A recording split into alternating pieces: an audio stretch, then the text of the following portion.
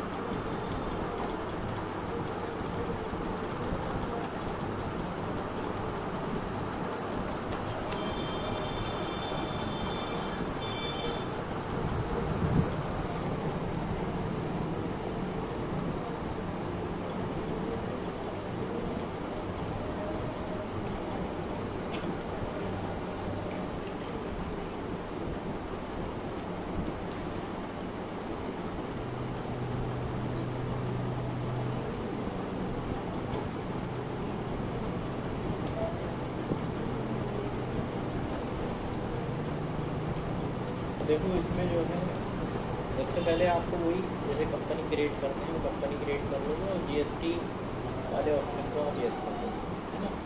यहाँ पर एक ऑप्शन होता है LUT। अगर LUT बॉन्ड का नंबर हम डाल देंगे, उसका पीरियड डाल देंगे, हमें मतलब एक नंबर होगा वो, और उसका जो हम डाल देंगे एप्लीकेबल फ्रॉम कब से कब तक, 1 अप्रैल से 31 मार्च तक हम डालना होता है। अगर ये डाल देते तो फिर एक्सपोर्ट वाले बिल पे टैक्स चार्ज नहीं होता, के बिल पे टैक्स चार्ज नहीं होता। लेकिन हमें यहाँ पे LUT के अगेंस्ट नहीं करनी है, वो तो सिंपल एंट्री हो जाएगी, हमें करनी है टैक्स वाली, है ना। तो टैक्स वाली एंट्री करने के लिए हमें क्या करना पड़ेगा, यहाँ पे पहले कोई लेज़र बना लो आप, जैसे बैंक अकाउंट का लेज़र हो गया, basic custom duty direct expense में बनेगा, और यहाँ GST बोथ ये सेलेक्ट कर लेंगे। यहाँ पर ये वाला GST नॉट एप्लीकेबल करना पड़ेगा आपको, है ना। दूसरा इसमें एक फॉरेन गेन और लॉस, फॉरेन गेन लॉस विदेशी मुद्रा पे लाभ या हानि, ये भी इनडायरेक्ट एक्सपेंस या इनडायरेक्ट इनकम कहीं भी रख सकते हो आप, है ना। इसे नॉट एप्लीकेबल कर देंगे, इस पर GST वगैरह का तो मतलब इनपुट IGST इसी तरह से बनेगा जैसे बनता है। आउटपुट IGST, आउटपुट IGST भी आपका डिवीजन करते हैं। Purchase import under purchase account, ठीक है। कुछ refund on export under current assets बन जाएगा। Sales export under sales account. Siscon computers, ये हमारा क्रेडिटर है जो कि कनाडा का है ना। और टैक्स ऑन इम्पोर्ट, ये आपका अंडर करंट एसेट्स आ जाएगा। TCS कंप्यूटर, ये डेटा है हमारा, कस्टमर है जो कैलिफोर्निया स्टेट और यूनाइटेड स्टेट ऑफ अमेरिका, है ना। तो ये हमारे जो लेज़र हमने बना लिए इसके, और स्टॉक आइटम भी आप इसमें क्रिएट कर लोगे। जैसे लैपटॉप है तो लैपटॉप आपके पीसेस में रहेगा यूनिट ऑफ मेजर, है ना। और जो है इसमें यहाँ पर परसेंटेज डाल देंगे, 18% इस पर टैक्स है।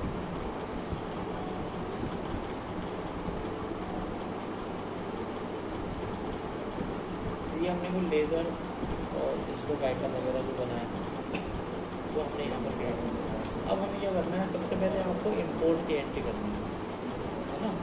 जब हम कोई इंपोर्ट करेंगे तो इंपोर्ट करने की कंडीशन में कोई सामने वाली जो कोई हमारा सप्लायर है वो हम पे टैक्स नहीं लगाएगा, क्योंकि वो दूसरी कंट्री का है।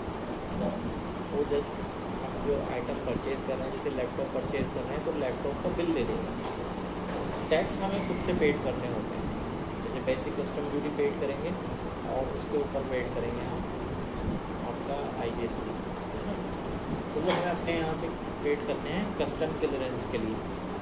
कस्टम डिपार्टमेंट में वहाँ से जब माल आता है तो कस्टम डिपार्टमेंट में चला जाता है, कस्टम डिपार्टमेंट से क्लियर कराने के लिए हमें क्या करना पड़ेगा, ये जो है उसकी वारंटी आपको करनी पड़ेगी। तो यहाँ पर आपको पहले परचेज कर लेंगे। अच्छा, एक चीज़ हो रहा है यहाँ पर हमें वाउचर जो है हमारा अकाउंटिंग वाउचर जो होते हैं उसमें जो जनरल वाउचर है वहाँ पर एक क्लास भी बनानी है, name of class foreign gain और लॉस। इसको यस कर देंगे, use class for foreign gain loss adjustment yes. और यहाँ पर वो लेज़र जो बनाया था वो सेलेक्ट कर लेंगे फॉरेन गेन। तो ये जो फॉरेन गेन का है वो इनकम में भी हो सकता है, एक्सपेंस में भी हो सकता है, डिपेंड करेगा कि आपको उस करेंसी पे इनकम हुई है तो वो इनडायरेक्ट इनकम में आ जाता है, और इनकम नहीं हुई है लॉस हुआ है तो वो इनडायरेक्ट एक्सपेंस में चला जाएगा। तो यहाँ हम अब इसकी परचेज़ करना है। तो परचेज़ करने के लिए मान लो हमें 4 कोड और मोबाइल फ़ोन परचेज़ करना है, बिल नंबर यहाँ डालते हैं, ठीक है। बिल नंबर हम यहाँ पर डाल देंगे इसमें। हमारा ये क्रेडिटर था ना सिस्टम, हाँ ये क्रेडिटर है ना,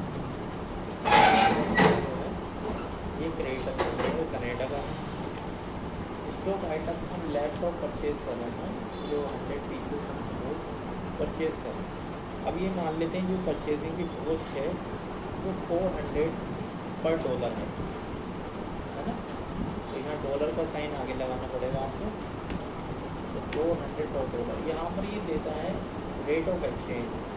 तो एक्सचेंज का रेट आप यहाँ से इसको नंबर 1 पर ले जाके इसे हटा देंगे, इसका रेट डाल देंगे। सपोज हमारा 80 रुपीज़ में जब जिस दिन हमने परचेजिंग की थी तो वो जो है 80 रुपीज़ का डॉलर चल रहा था, ये जो उसकी डेट होगी बिल्कुल, तो उस डेट में हमारा 80 रुपीज़ का था।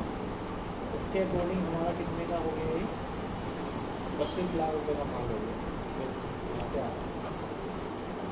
अब यहाँ पर आपको जो करना है, यहाँ पर आपको परचेज इम्पोर्ट सेलेक्ट कर लेंगे, ठीक है। अब ये ऑप्शन बंद रखेंगे हम इसके ऊपर, इस तरह की पोजीशन आ गई। परचेज रिपोर्ट आ गया है यहाँ पर 32 लाख रुपये। अब इसमें कोई टैक्स चार्ज नहीं करोगे आप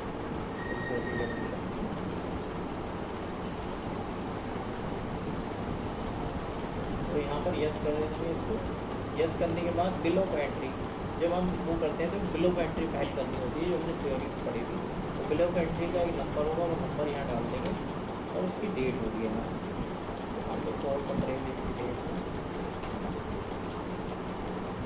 उसके बाद यहाँ पर आपको डालना होगा कोड कोड। तो कोड कोड हमारा यहाँ सपोज काशीपुर का है तो ये वाला है, काशीपुर का कोड कोड इस तरह का कोड कोड हो गया, ठीक है।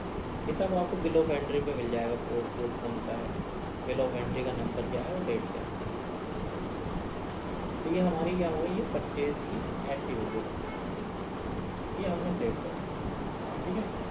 अब ये परचेज की एंट्री सेव कर दी, हमारे स्टॉक में आ गई वैल्यू 32,000 रुपये का एक में वो पड़ा जो लैपटॉप है। अब हम इसको रिटर्न में जाके देखेंगे तो रिटर्न में हमें GSTR 3 की है, यहाँ पर ये परचेज में दिखा रहा है, इम्पोर्ट और कोर्स में दिखा रहा है ना। अब देखो इसमें एक चीज़ है, इसमें ये हमारा 32 लाख में इतना GST दिखा रहा है, IGST के इतना IGST पेड करना, ठीक है। लेकिन खाली इसमें IGST पेड नहीं हुआ, इसमें बेसिक कस्टम ड्यूटी भी पेड होती है जब हम इम्पोर्ट करते हैं, है ना। तो बेसिक कस्टम ड्यूटी ये जो मान लो 32 लाख रुपये है, तो 32 लाख में मान लो कि 10% हम बेसिक कस्टम ड्यूटी भी पेड कर रहे हैं, 3 लाख 10% आपकी 3,20,000 की ये हो गई। अब 3,20,000 को बेसिक कस्टम ड्यूटी हो गई, प्लस 32 लाख रुपये आपके क्या है इससे उसकी कीमत। तो जो IGST चार्ज होगा वो 3,20,000 प्लस इस पर मिला के दोनों को बेसिक कस्टम ड्यूटी की वैल्यू और टैक्सेबल वैल्यू जो आपकी आ रही माल की कीमत उन्हें मिलाकर उस पर हमारा क्या होगा, GST चार्ज होगा, ठीक है। अब यहाँ पर तो आ रही है 32 लाख और यहाँ हमें दिखा आना कितना चाहिए, यहाँ पे 35,20,000 आना चाहिए। तो इसको कैसे सेट करेंगे, हमारा बिल भी चेंज ना हो और ये वैल्यू यहाँ पर चेंज हो जाए, इसके लिए हमें क्या करना होगा, ठीक है। तो देखो इसमें एक ऑप्शन आ रहा था आपका ये वाला, तो यहाँ पर हमें क्या करना है, यहाँ पर हमें ये जो टैक्सेबल अमाउंट है इसको बढ़ा देना है। इसको क्या कर देंगे हम 35,20,000। इसको यहाँ पर दिखाने से इसके बिल की वैल्यू पे कोई इम्पैक्ट नहीं पड़ेगा। बिल की वैल्यू जो है ना उसकी 32 लाख उतनी ही रहेगी, बस यहाँ दिखाने से आपके रिटर्न में चेंज हो जाएगा। यहाँ पर 32 लाख ही है तुम्हारी, देखो है ना 32 लाख ही दिख रहा था नीचे। अगर आपका जो GST चार्ज हो जाएगा वो GST 35,20,000 पे चार्ज होगा। अब देखो रिटर्न में आ गया,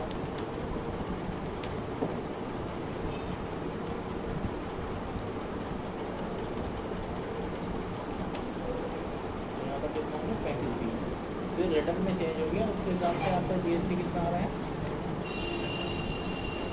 6,33,000 है ना, कितना आपका GST आ रहा है। और 3,20 आपकी बेसिक कस्टम ड्यूटी, ठीक है। अब इसका आपको पेमेंट भी करना है, बेसिक कस्टम ड्यूटी और उसका IGST का पेमेंट कराना है।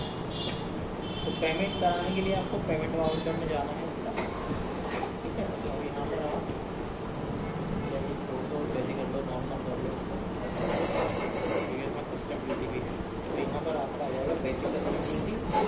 अच्छा, बेसिक कस्टम ड्यूटी पे आपको ये दिखाना होगा कि उसकी लैपटॉप की वैल्यू बढ़ जाएगी, आपकी लैपटॉप की कीमत बढ़ जाएगी, क्योंकि अभी तो कितने का आ रहा है लैपटॉप कितने का पड़ रहा है 32,000 का, लेकिन इसमें बेसिक कस्टम ड्यूटी की वैल्यू बढ़ेगी तो इसकी कीमत बढ़ जाएगी। फिर 32,000 का नहीं, थोड़ा सा बढ़ जाएगा प्राइस, क्योंकि वो जो बेसिक कस्टम ड्यूटी है वो ऐड हो जाएगा।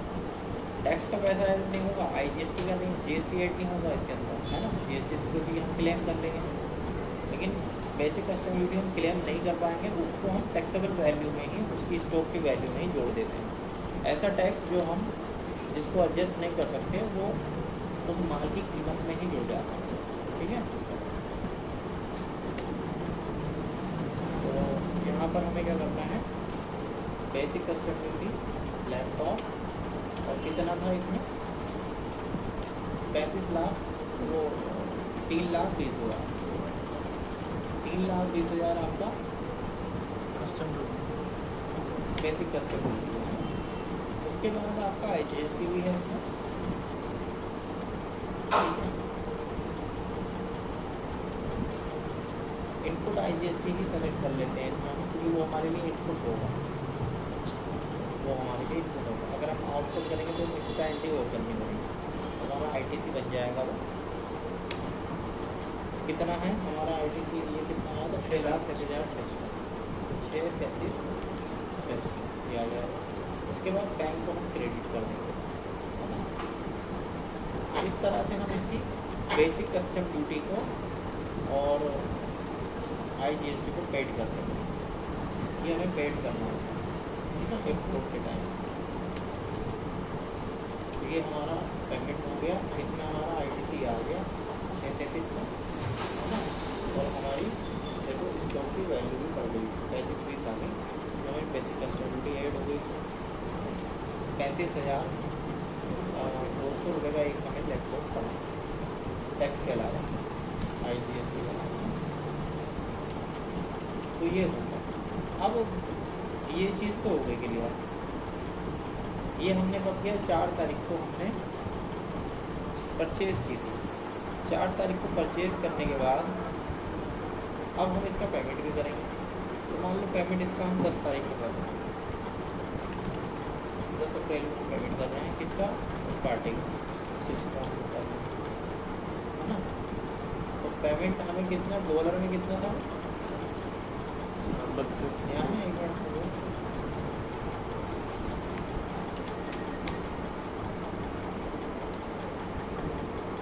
40,000 है ना, 40,000 डॉलर का पेमेंट करना। पेमेंट हमें डॉलर में ही करना है ना, फीस भी नहीं करेंगे, डॉलर में ही पेमेंट करेंगे। तो पेमेंट आप कर लो इसका सिस्टम $40,000 है, तो डॉलर की पेड करेंगे आप 40,000। अब मान लो हम 10 तारीख में पेमेंट कर रहे हैं, इसका प्राइस बढ़ जाता है ना, इसका प्राइस घट भी सकता है, बढ़ भी सकता है, दोनों चीज़ें हो सकती हैं। तो हम ये मान रहे हैं कि इसका प्राइस बढ़ गया, तो बढ़ने की कंडीशन में मान लो इसका हो गया 85 रुपये पर डॉलर, है ना। 85 रुपये पर डॉलर हम इसका पेमेंट, यहाँ पर ये डिटेल भी दिखाएगा कि हमारा जो है जब हमने परचेज की तो कितना डॉलर का प्राइस है।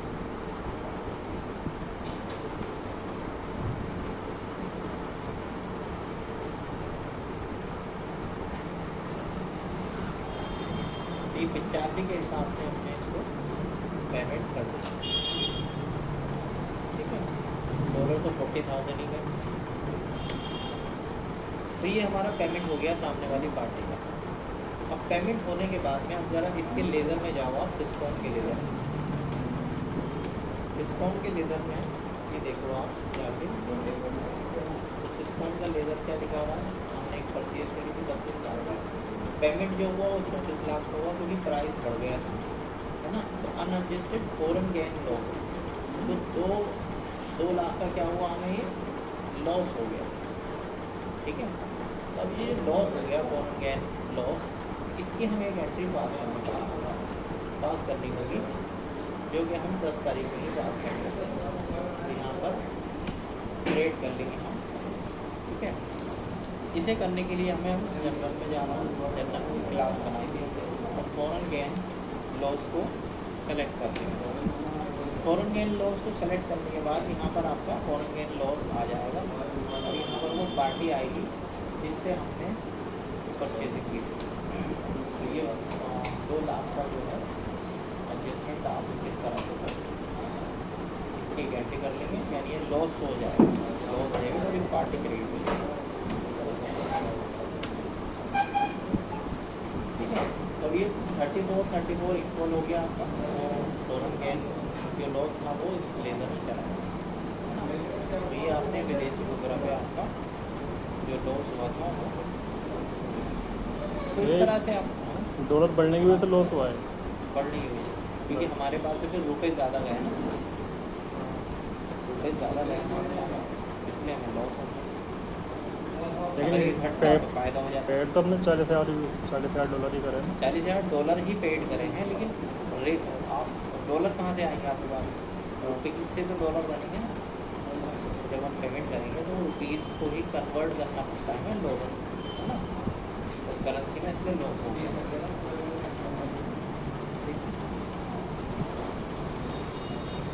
तो यहाँ पर इस तरह से ये एंट्री हो गई, ये हो गई आपकी परचेज की एंट्री, परचेज इम्पोर्ट, है ना।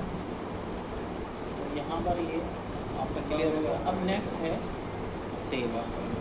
तो सेल्स में हम क्या करना होगा, मान लो ये जो लैपटॉप परचेज किया हमने, अब इसको हम सेल भी करेंगे मार्केट, या हम दूसरी कंट्री में सेल कर रहे हैं, हम एक्सपोर्ट की बात कर रहे हैं।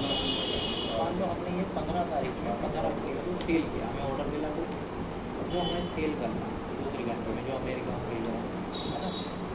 तो सेल में आपको सेल वाले लेज़र में जाना, सेल वाले में लेज़र में जाने के बाद में आपको क्या करना होगा, इसके अंदर इसमें ये पार्टी जो डेटा है ये सेलेक्ट करो। सेलेक्ट करने के बाद यहाँ पर ये लैपटॉप सेलेक्ट कर लेंगे और मान लो 50 जो है लैपटॉप सेल कर रहे हैं और ये 500 रुपये पर डॉलर के हिसाब से सेल हो रहा है ना। $100 का फायदा हमें इसमें। तो यहाँ से अब जो प्राइस हम सेल कर रहे हैं, मान लो ये भी 80 रुपये का प्राइस है, सेल कर रहे हैं, सेल्स एक्सपोर्ट आ जाएगा।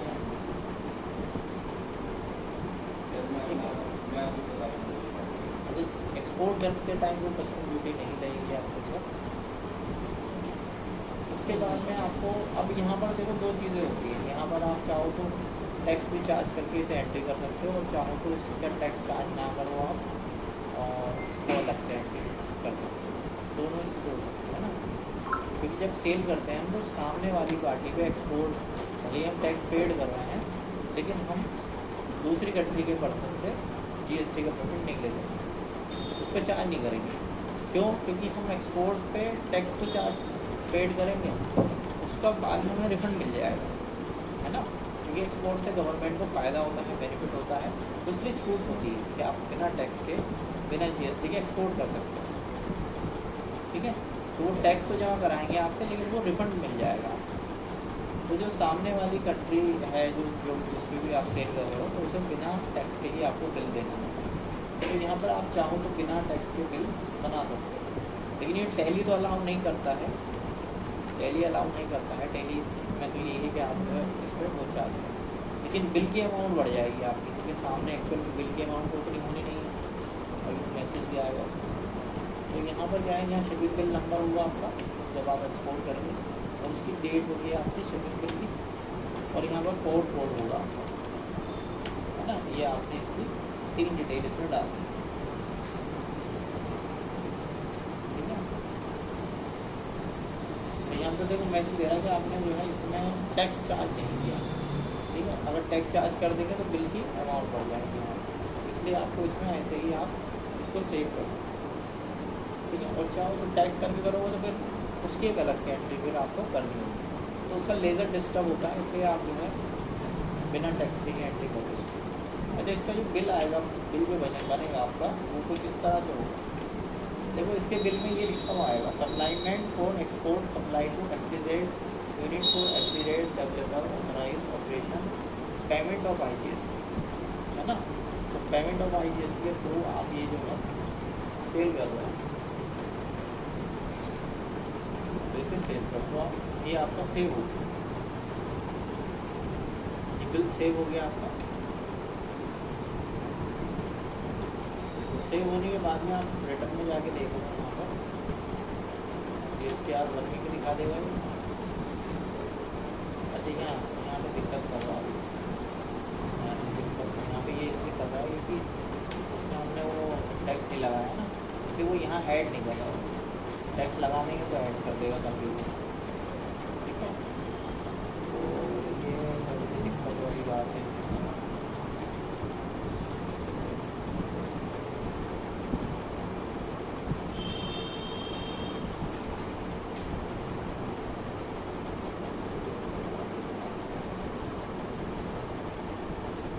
ऐसा कर लो, या तो आप बिल बना लेना इस तरह से, जब आपको जरूरत पड़ेगी तो बिल बना लो और फिर टैक्स चार्ज करो, है ना, क्योंकि वो समरी डिस्टर्ब हो रही है, तो हम टैक्स यही चार्ज कर देते हैं।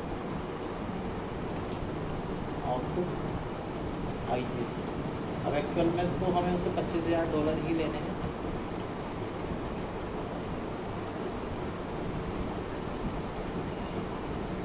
ठीक है। तो इसका एडजस्टमेंट हम अलग कर लेंगे, बताऊँगा वो।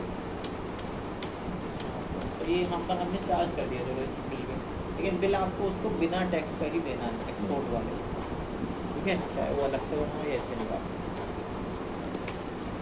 तो ये आपका चलो ये हमने कर दिया, इससे अब ये ऐड हो जाएगा रिटर्न में भी। तो रिटर्न में देखो यहाँ पर आ गया 6A में GST आपको 3B में, यहाँ 0 रेटेड में आ जाता है, 0 rated on road taxable supply, यहाँ पर दिखा रहा 3,60,000 रुपये इसका टैक्स है, ठीक है। अब क्या करना होगा आपको, इसमें ये जो है क्या नाम इसका पार्टी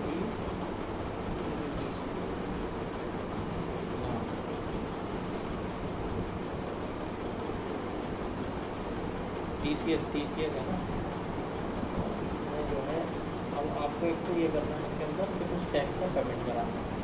दूसरा, जो जब आप इससे पैसा रिसीव करोगे तो उसमें करेंसी का जो है डिफरेंस आएगा, उसकी एंट्री करनी है ना। तो पेमेंट इस तरह से करते हैं,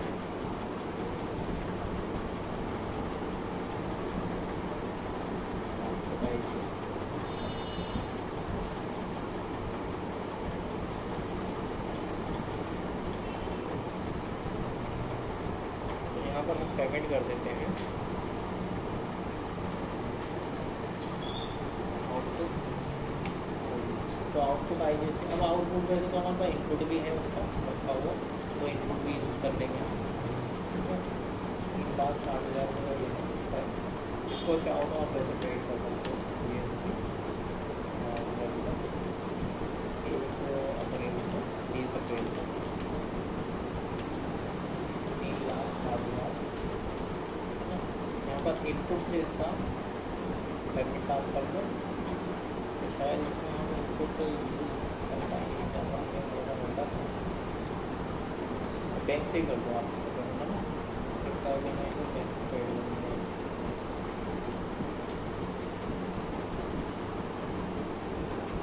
तो बहरहाल हमने इसका टैक्स का पेमेंट कर दिया ये टैक्स का पेमेंट हो गया आपका। यहाँ पर टैक्स का पेमेंट होने के बाद में आपका यहाँ लाइबिलिटी तो ज़ीरो ही हो गई, ये तो ज़ीरो हो गई, है ना। अब इसमें क्या है, इसमें इसके लेज़र में जो फिगर है उसे आपको एडजस्ट करना है। लेज़र में कुछ टैक्स की फिगर थी ना इसके लेज़र में, ये जो TCS वाला है, TCS के लेज़र में $4500 की ये फिगर है, इसको एडजस्ट करना है, ठीक है। तो इसको या तो इसी डेट में आप एडजस्ट कर दो, ये जिस डेट में भी है इसको एडजस्ट करना पड़ेगा आपको सेम रेट पे। 15 अप्रैल में आपने जो है इसको सेल किया, तो 15 अप्रैल को ही आप इसको एडजस्ट कर दो। 15 अप्रैल में आप इसको, इसमें हमने जो ये एंट्री कर रहे हैं या फॉरेन गैन एक्सचेंज नहीं करना है, यहाँ पर खाली अभी टैक्स को एडजस्ट कर रहे हैं। तो रिफंड ऑन एक्सपोर्ट ये डेबिट कर देंगे इसमें, ये कितना था $4500 जो टैक्स की फिगर है, और रेट क्या था उसका 80 का रेट था रेट, ठीक है। और TCS और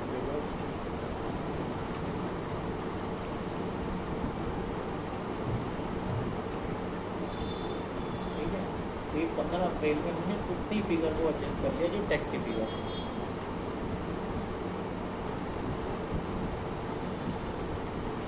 इसके बाद आप इस लेज़र में चले जाओ, इसके TCS, तो ये आपका रिफंड की एंट्री हो गई आपकी, ये हो गई है। अब हमें जो इसके पेड करने थे 25,000, मतलब इससे जो रिसीव करना था वो $25,000 रिसीव करना है, ठीक है। ये रिसीव कर लेंगे, तो इसे रिसीव करने के लिए टैक्स की एंट्री कौन सी डेट में करिए, 15 में करिए। अभी ये किसी और डेट में भी कर सकते हैं, तो यहाँ पर हम क्या करेंगे, इससे पैसा रिसीव करेंगे। अब ये पैसा मान लो 25 अप्रैल को दे रहा है, तो वो हमें दे रहा है, तो हम उससे 25 अप्रैल को ये पैसा रिसीव कर रहे हैं। इसका नाम है TCS कंप्यूटर, और ये है $25,000।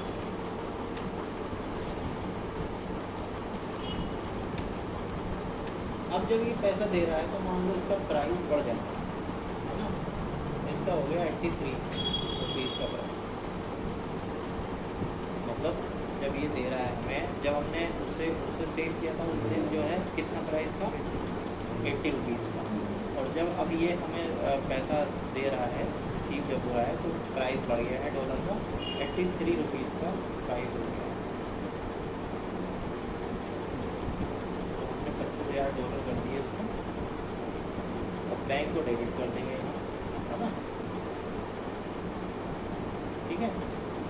इतना ये हम इससे पैसा रिसीव कर, तो इसमें करीब 75,000 का हमें बेनिफिट हो जाएगा करेंसी का, जो भी करेंसी होगी। तो परचेज करते टाइम जब हम करते हैं तो लॉस हो जाता है ना, और अगर रेट बढ़ जाए, और सेल करते टाइम अगर वो काम में बढ़ गया डॉलर, तो हमें फ़ायदा हो सकता है। ये हमने रिसीव कर लिया पैसा। रिसीव करने के बाद इसका लेज़र देखो आप, क्या नाम है इसका, TCS, ठीक है। तो अब इसमें फॉरेन गैन का जो आ रहा है वो 75,000 आ रहा है, इसकी आप एंट्री कर लो फॉरेन गैन की, जनरल में ही होगी, और उसी डेट में होगी जिस डेट में पैसा रिसीव किया। तो यहाँ पर वो पार्टी आ जाएगी, ठीक है, TCS और ये एंट्री हो गया। तो बस आपका खाता ये बराबर हो गया, इसका 24 बराबर आ गया, इतना आपको बेनिफिट हो गया, ठीक है। तो बस ये एंट्री। तो एक्सपोर्ट वाला थोड़ा सा दोबारा बता देता हूँ मैं। सबसे पहले हमने क्या किया, सेल किया, एक्सपोर्ट किया एंट्री। सबसे पहले हमने क्या किया, सेल कर दिया था उसको, और सेल हमने टैक्स लगा के कर दिया, बिना टैक्स के, क्योंकि वहाँ उसने सब्जी ऐड नहीं